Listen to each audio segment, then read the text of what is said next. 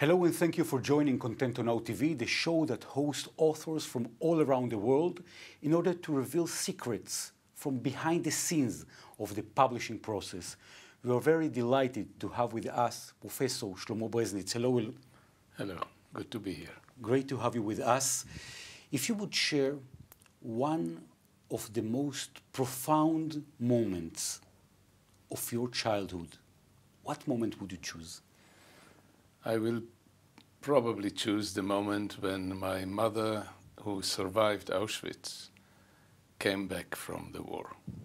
And we had a meeting, which was something that I have been yearning for a long time. How old were you? I was then 9 years old.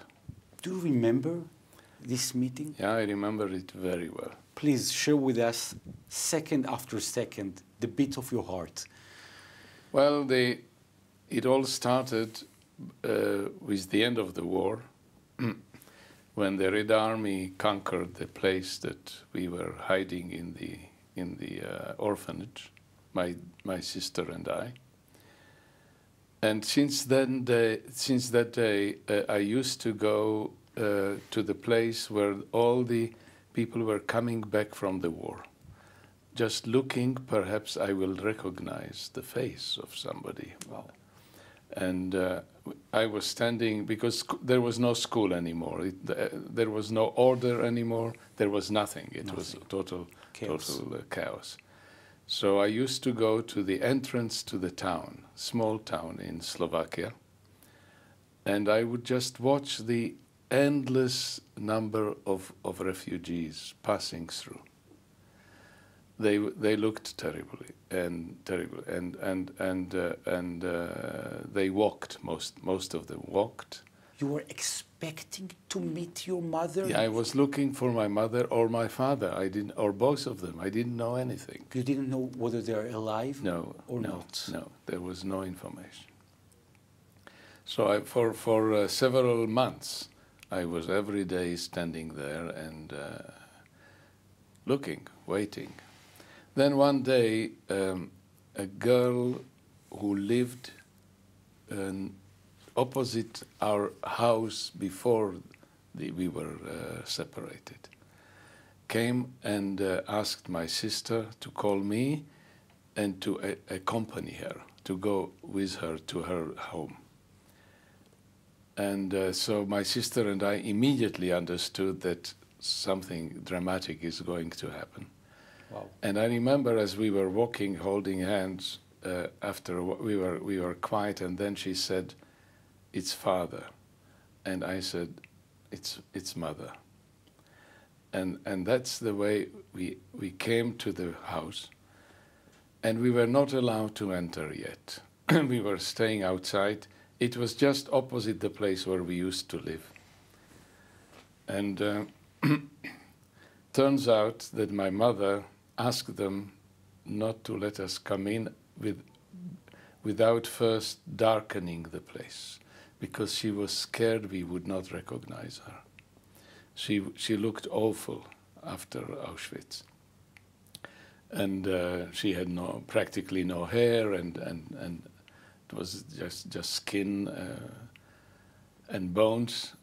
So she asked the neighbors who came to fetch us to shut all the windows and make it really practically dark.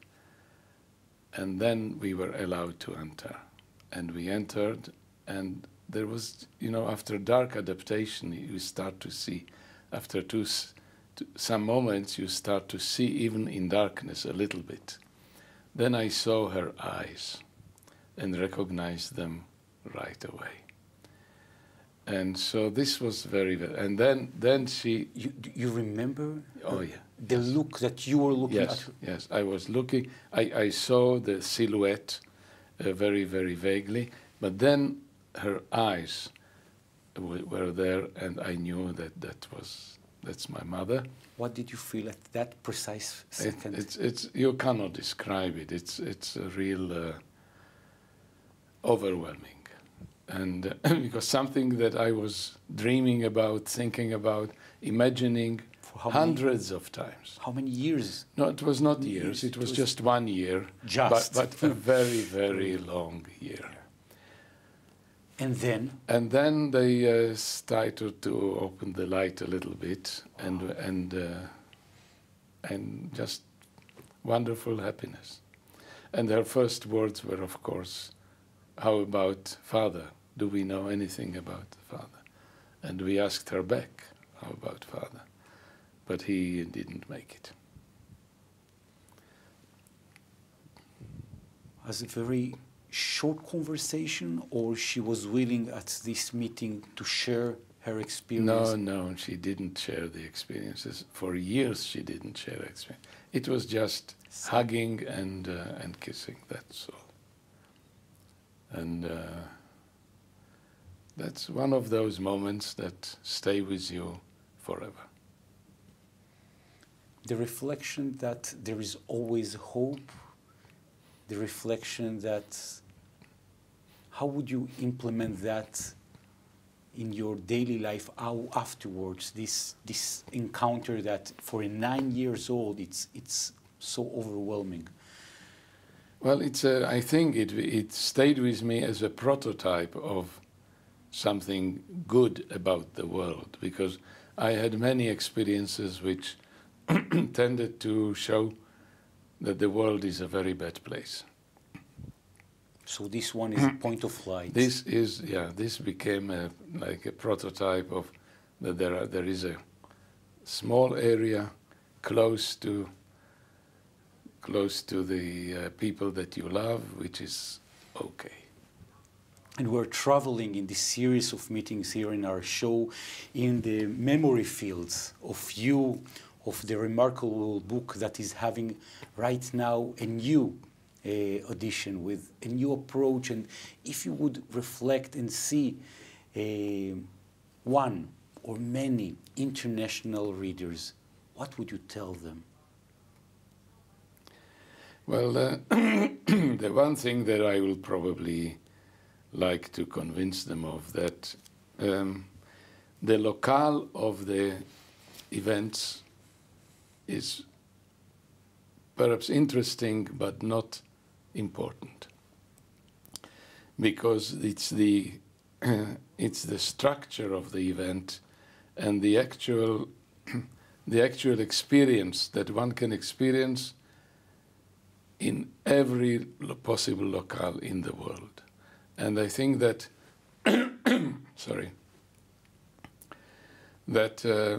for a small child to be suddenly and quite cruelly separated from everybody that he knows and loves, and being sort of immersed in a chaotic world where many bad things are happening all the time, and then the need to maintain hope. You were right about the importance of it. Somewhere in a very, very deep recess of one's soul, one still maintains hope that this might all yet be all right. Well, not all, because I already knew then that all my nephews and all my grandparents and all my aunts and uncles were killed. But the focal family, father, mother, my sister and myself, we were still hoping that this might still come together. Shlomo Breznitz, traveling together one step in the memory of fields in the new international edition. I want to thank you so much and to ask you whether we could meet again here in the show for some other steps and other memories in this fabulous book. With pleasure. Thank you very, very much. If you have any questions or reviews or feedback that you would like to give to Professor Shlomo Breznitz after reading the book, please don't hesitate. In the variety of the social networks, we'll be more than happy to have them. Also in our website. We want to thank you so much for joining Contento Now TV.